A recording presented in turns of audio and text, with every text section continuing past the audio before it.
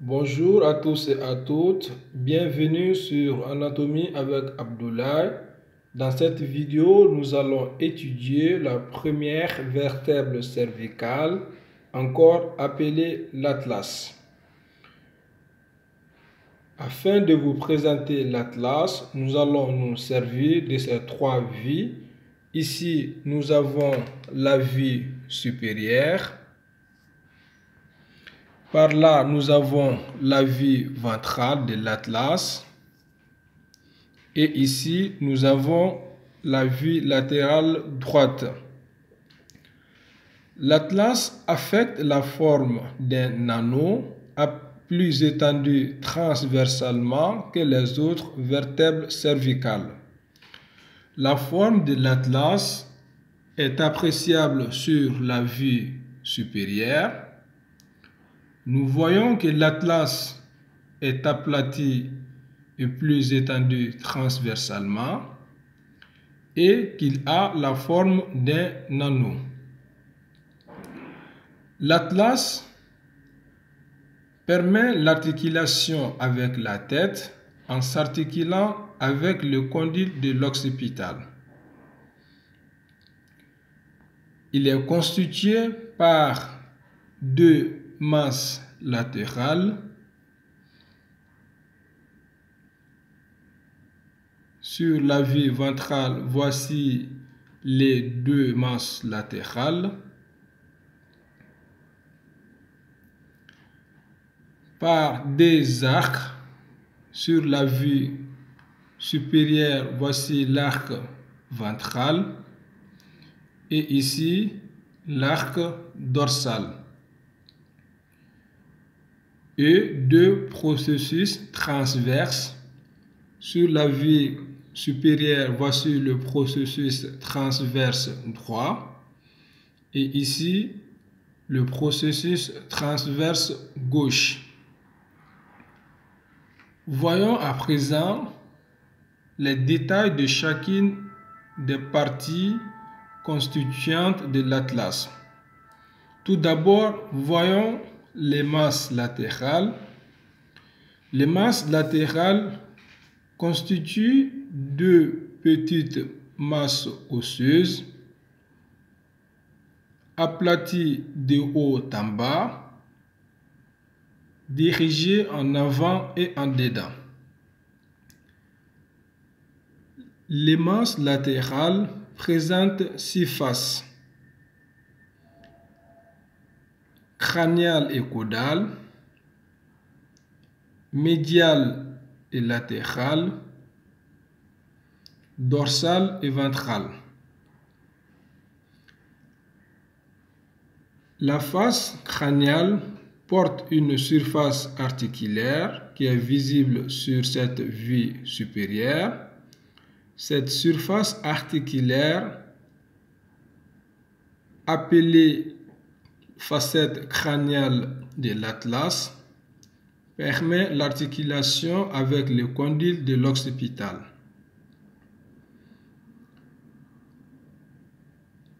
La face caudale, qui n'est pas visible sur aucun de ces schémas, qu'on peut quoique deviner sur la vue ventrale, porte aussi une surface articulaire qui regarde en bas et en dedans.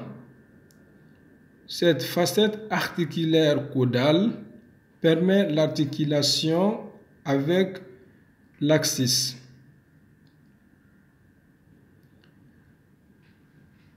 La face médiale des masses latérales est plus haute et plus longue que la face latérale.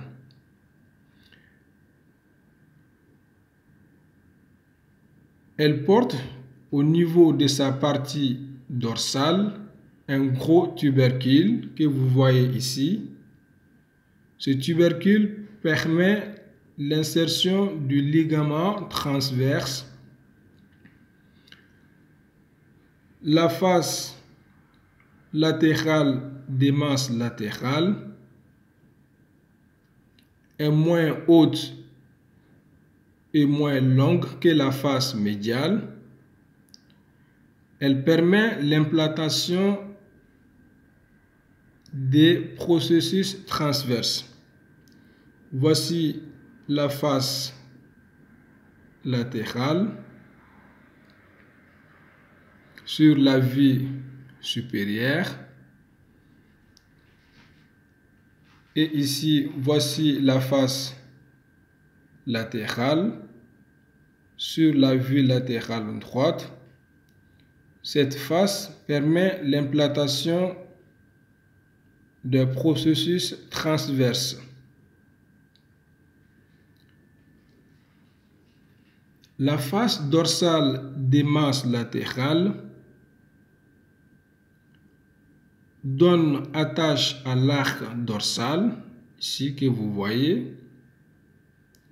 L'arc dorsal s'implante sur la face dorsale des masses latérales.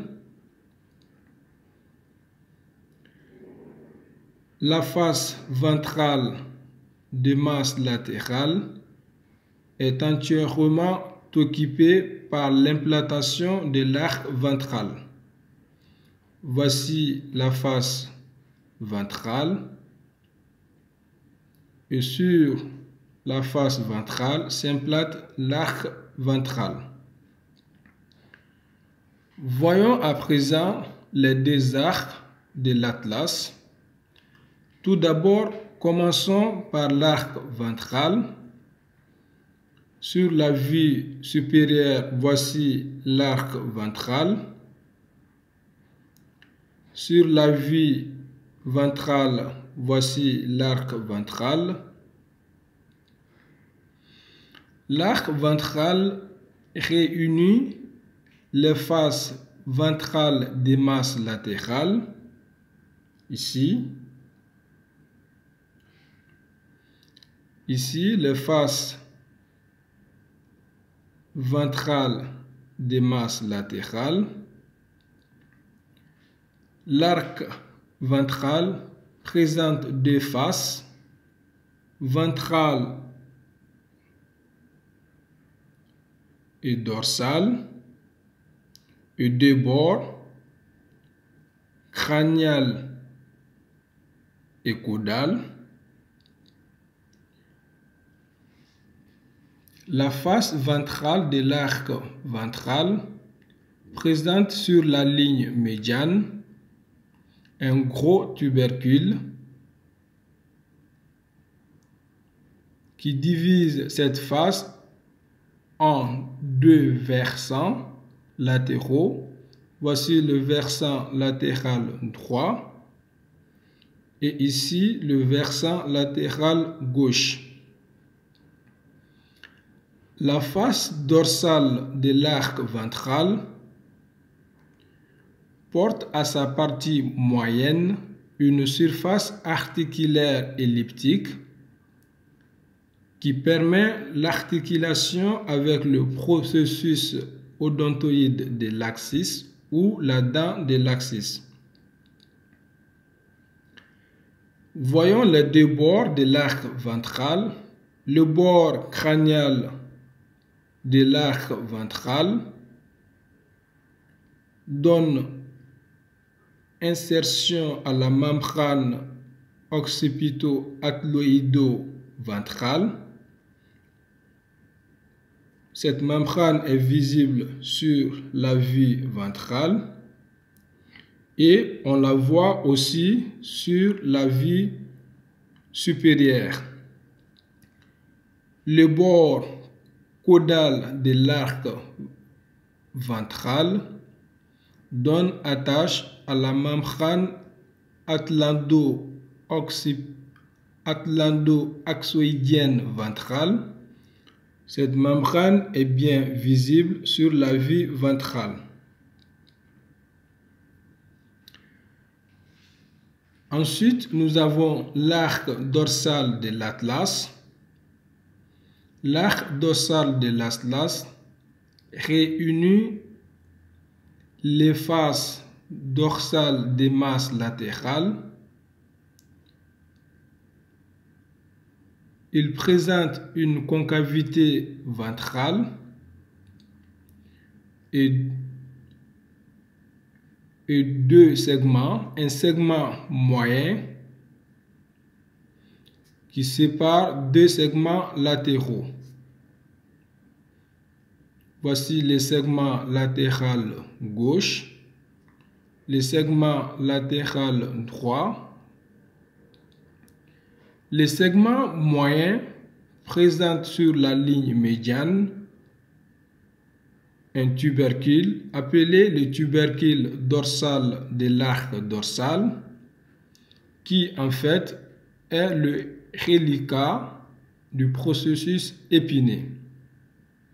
Le tubercule qui se trouve sur l'arc ventral est le reliquat du corps vertébral puisque l'atlas n'a pas de corps vertébral.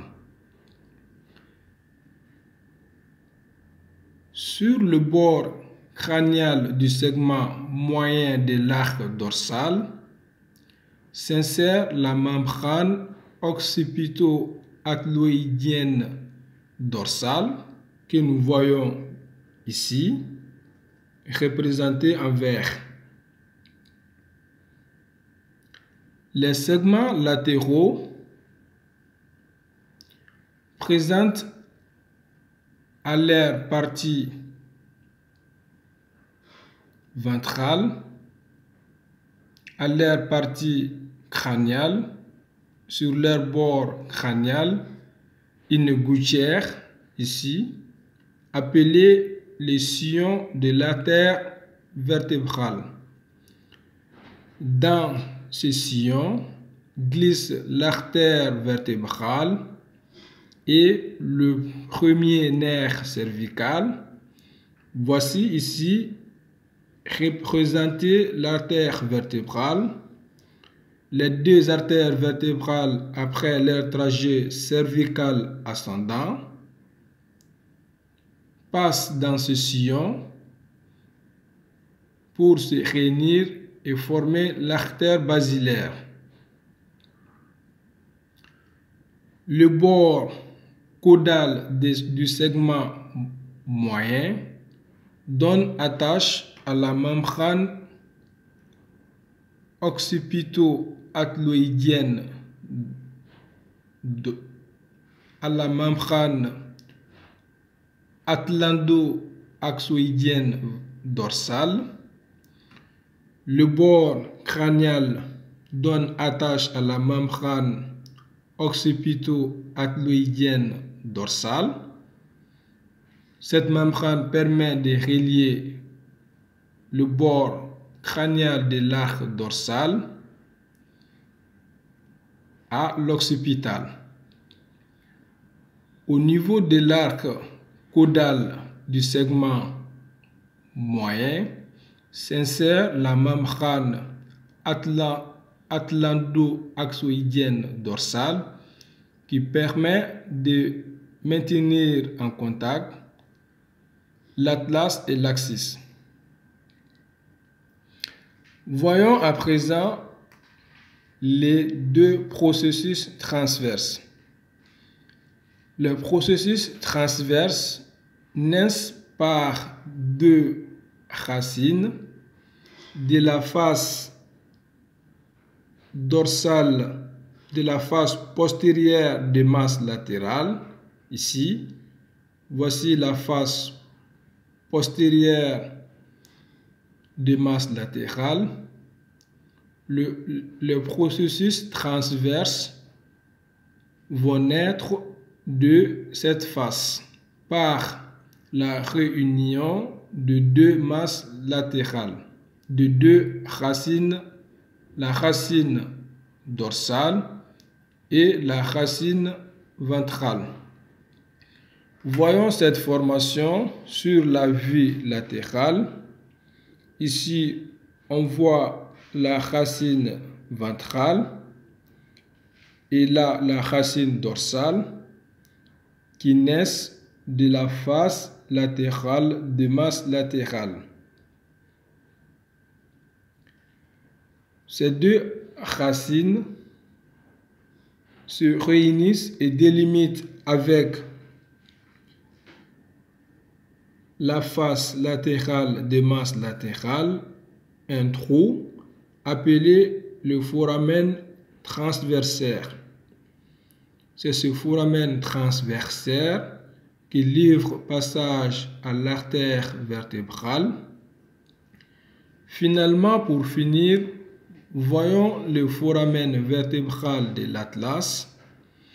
Le foramen vertébral de l'atlas est très grand, il est circulaire, il est limité par les masses latérales, les deux masses latérales et par les deux arcs dorsal et ventral. Ce foramen vertébral de l'atlas est divisé en deux parties par le ligament transversaire qui s'insère sur le processus sur le tubercule qui se trouve sur la face médiale des masses latérales. Ce ligament divise ainsi le foramen vertébral en deux parties. La partie ventrale loge le processus odontoïde de l'axis qui s'articule ici avec cette surface articulaire.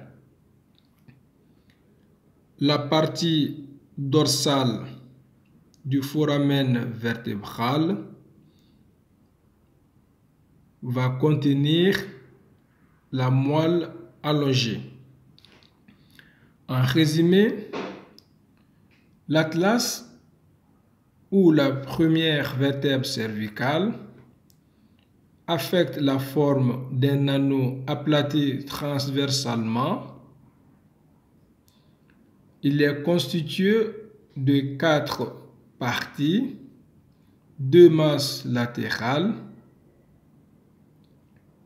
2 arcs ventral et dorsal et 2 processus transverses perforés par le foramen transversaire. Le foramen vertébral de l'atlas est grand, est très grand, circulaire et divisé en 2 compartiments par le ligament transversaire. Le compartiment ventral loge le processus odontoïde de l'axis et le compartiment dorsal loge la moelle allongée. C'est tout pour cette vidéo. Au revoir et à bientôt.